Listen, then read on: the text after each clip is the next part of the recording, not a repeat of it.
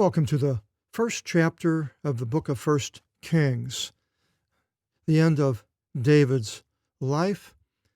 It begins in chapter 1, and I'll read this in Greek. Ke o vasileus David presbyteros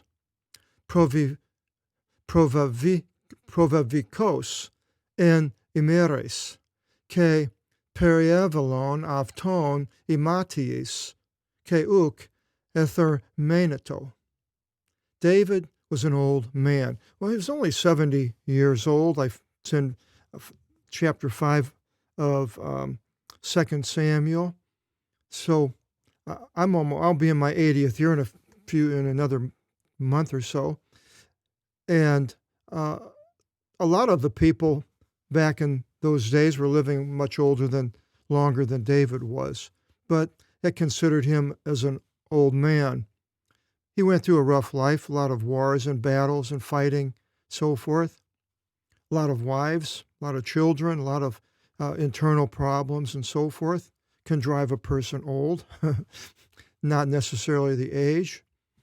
Sometimes aging does make the difference. You can have a person that's in their 60s and the body just starts deteriorating. Or you can have somebody that's like, I have a friend that's 92 and in great shape. I hope I'm that good a shape if the Lord keeps me around that long.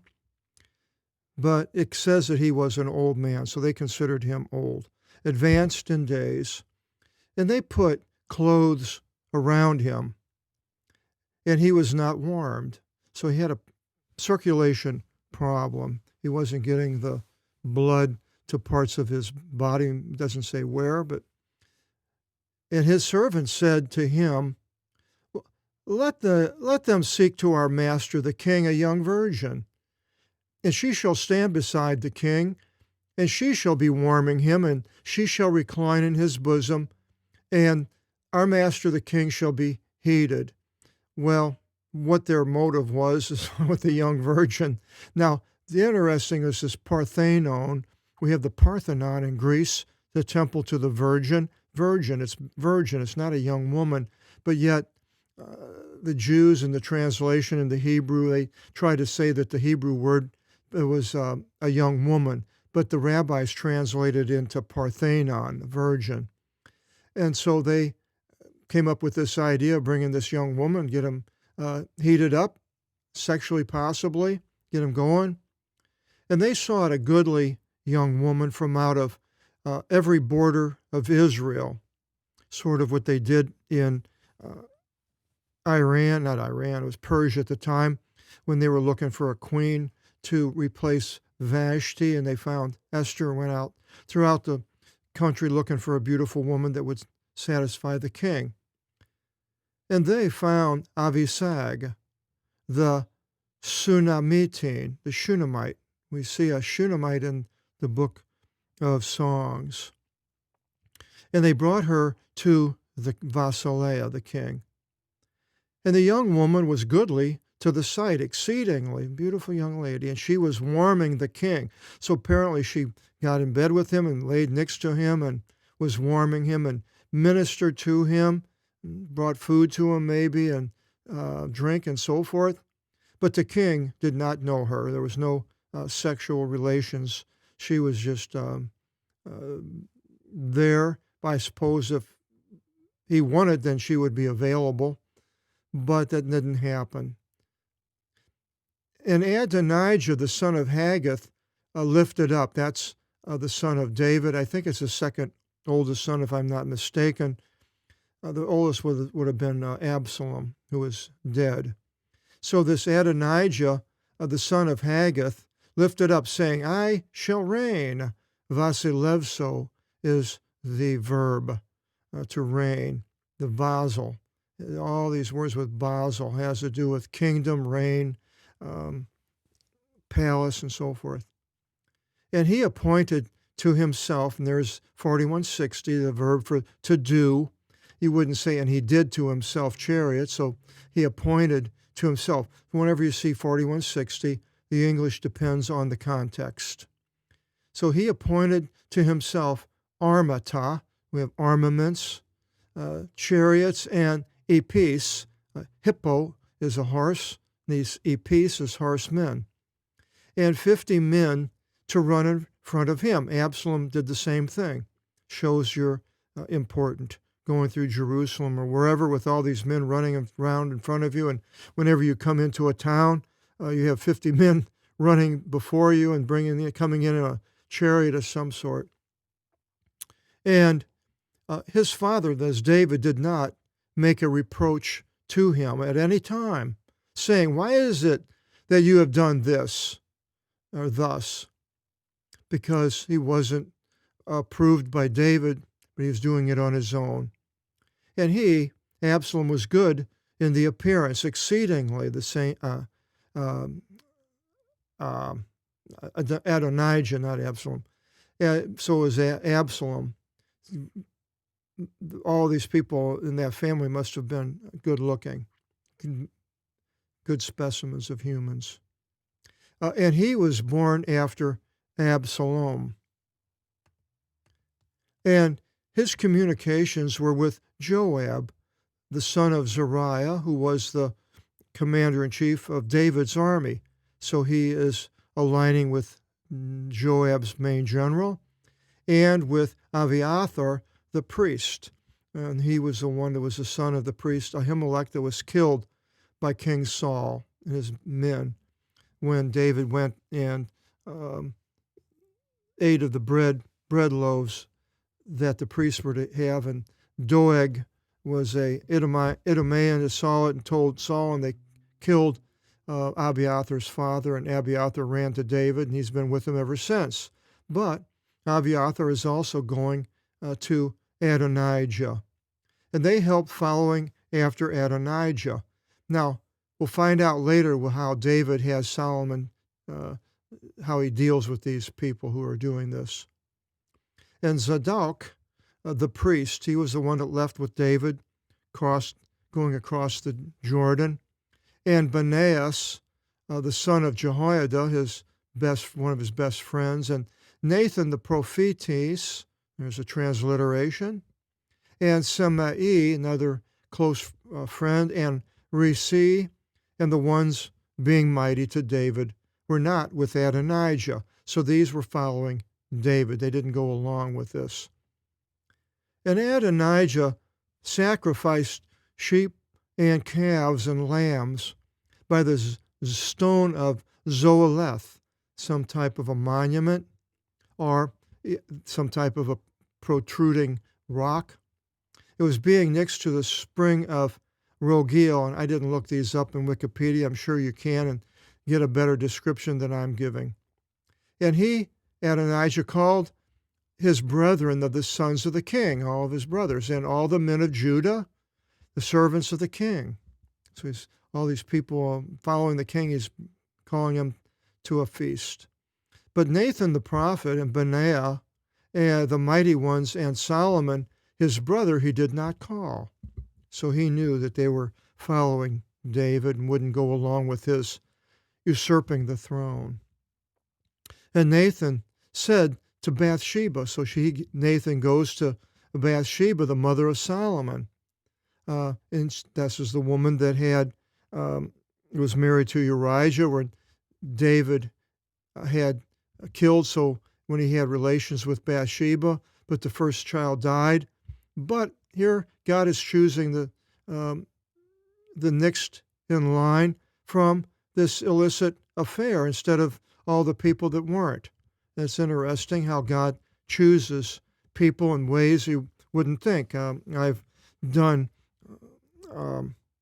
sermons years ago in a rescue mission, and I always enjoy going to the first chapter of Matthew, where it has all the begots, and how many people there had there a lot of things that they did wrong, and they weren't the ideal people that you would want in your lineage. So Nathan goes to the mother of Solomon saying, "Oh, ikusas, ikusas, acoustics. Did you not hear that Adonijah, son of Agath, reigns? And our master David knows not. And now, come, I will advise you with advice, so that you should preserve your life and the life of Solomon your son. Come, enter into the king, and you shall say to him, Well, have you not, O my master, O king, sworn by an oath to your bondwoman, saying that Solomon your son shall reign after me, and he shall sit upon my throne? This is what Nathan is telling Bathsheba to say when she goes in. And then, why is it that Adonijah reigns? And then, behold, while you are speaking there with the king, that I shall enter after you, and I will fulfill your words. And Bathsheba entered to the king in the inner chamber. And the king was an old man exceedingly, and Abishag the Shunammite was ministering to the king. And Bathsheba bowed and did obeisance to the king. And the king said, Well, what is it to you? And she said, O my master, O king, you swore by an oath by the Lord your God to your bondwoman, myself, saying that Solomon your son shall reign after me, and he shall sit upon my throne. And now, behold, Adonijah reigns, and you, O my master, O king, do not know.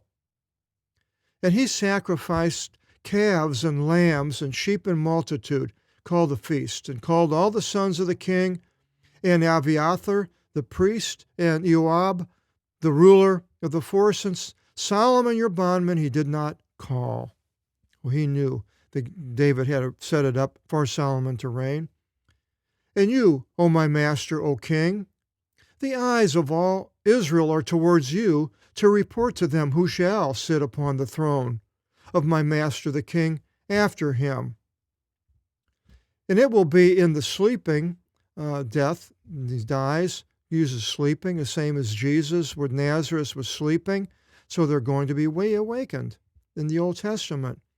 It will be in the sleeping of my master the king with his fathers, that I will be myself and Solomon, your sons, as sinners. Well, basically, we're going to be in trouble.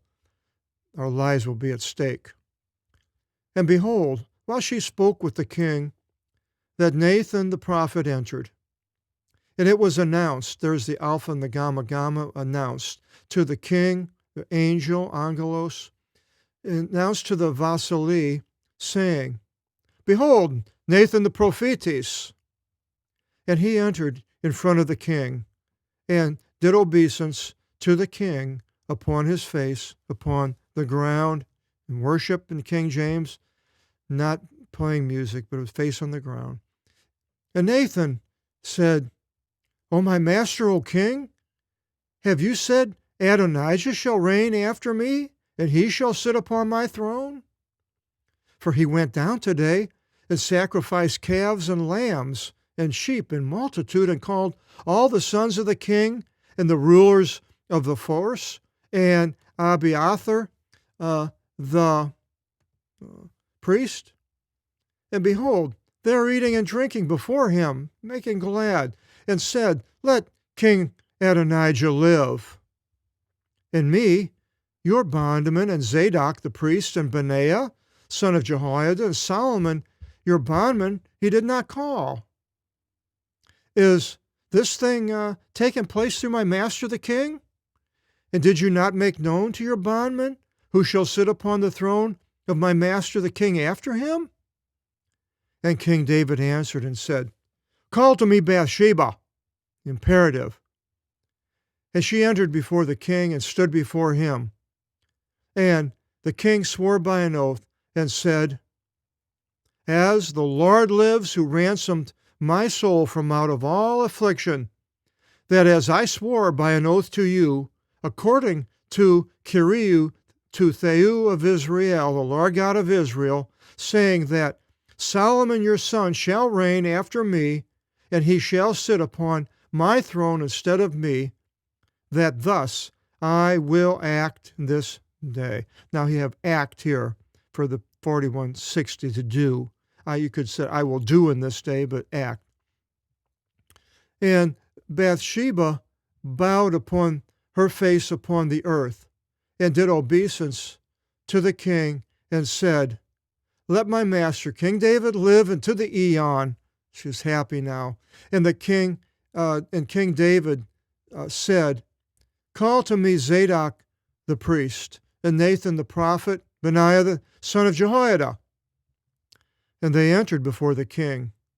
And the king said to them, take with you the servants of your master, and set Solomon my son upon my mule, and lead him unto Gihon spring.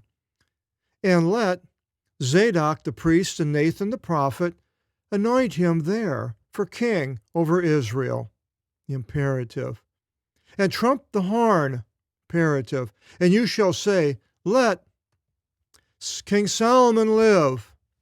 And you shall ascend after him. And he shall enter, and he shall sit upon my throne, and he shall reign instead of me. End of my reign. Now, he could have lived longer than this, but it says the reign was 7. He lived 40. He reigned 40 years and started when he's 30 years old in Jerusalem. And to him I gave charge to be for leader over Israel and over Judah.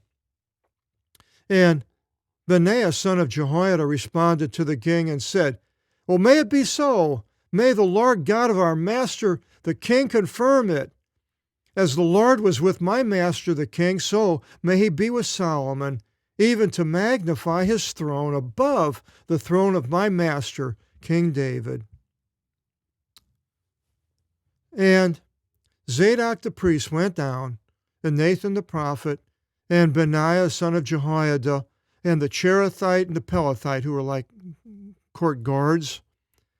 And they sat Solomon upon the mule of the king, David, and took him to Gihon, the spring. And Zadok the priest took the horn of the oil from out of the tent, or the tabernacle, and anointed Solomon, and trumped the karatini, the horn, animal horn, and all the shofar is what they're called today in Israel, and all the Hebrew, and all the people said, let King Solomon live. And all the people ascended after him. All the people are hearing it, going through Jerusalem and coming together, and all the people joined in a dance by companies of dancers, making glad with great gladness. And the earth tore with the phony of them, the sound, the phone. And Adonijah heard, and all the ones invited, and all the invited ones with him at this feast. They were there, and they heard all this going on. And they completed eating.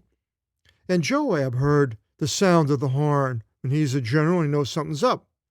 And he said, what is this sound of the city sounding?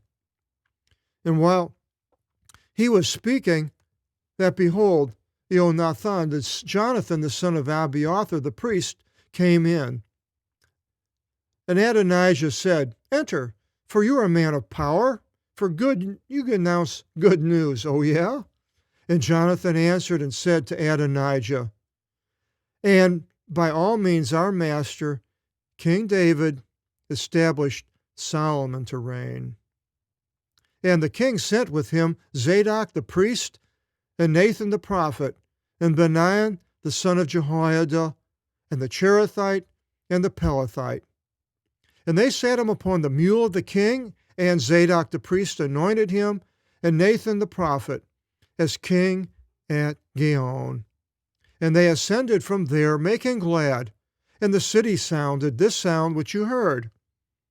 And Solomon is seated upon the throne of the kingdom. And also the bondman of the king bondman came to bless our master King David, saying, God make good the name of your son Solomon above your name, and magnify his throne above your throne. And the king did obeisance upon his bed. It was a done deal, because the king did obeisance. And indeed, thus said the king, Evlogitos Kyrios o Theos Israel. Evlogitos, a eulogy comes from that. The Lord God of Israel, who gave today from out of my spermatos, sperm, seed, one sitting upon my throne, a throne, and my ophthalmi see it. I see it. And all the ones called by Adonijah were startled, and each departed unto his way. I go, I don't want to be here with this guy because he's lost. Solomon could really get angry at us for doing this, and so they snuck away. And Adonijah then feared from the face of Solomon, the phoba. Whenever you see the phoba, that has to do with fear. From the face, and rose up and went forth and took hold of the horns of the altar. So he goes into the tabernacle, grabs a hold of the horns of the altar, and later we'll see this with Joab and find out what happens. But happens different here with Adonijah. And it was announced, there's the Alpha, the Gamma, announced to Solomon, saying, well, behold, Adonijah fears the King Solomon, and he takes hold of the horns of the altar, saying, let King Solomon swear by an oath to me today to not put me to death his bondman by this broadsword. So he sends somebody to plead with Solomon to not put to death his bondman by the broadsword. He calls himself a bondman. I'm underneath you. I'm not taking over. I'm not coming against you. And Solomon said, well, if he should be a son of power, not in any way should there fall from his head a hair upon the ground. Son of power, important, doing the right thing, more or less. But if kakia, evil, should be found in him, he shall be put to death. Thanatothisate is the verb. Thanatos is death. And King Solomon sent and had him brought from on top of the altar, took him off, and he entered and did obeisance to King Solomon on the ground. And King Solomon said to him, go unto your house. So off goes Adonijah, only king for a few minutes. Next, we'll find out what David has to say about this and other things in chapter 2. Hope you'll join us, continue with it. Until then, God bless.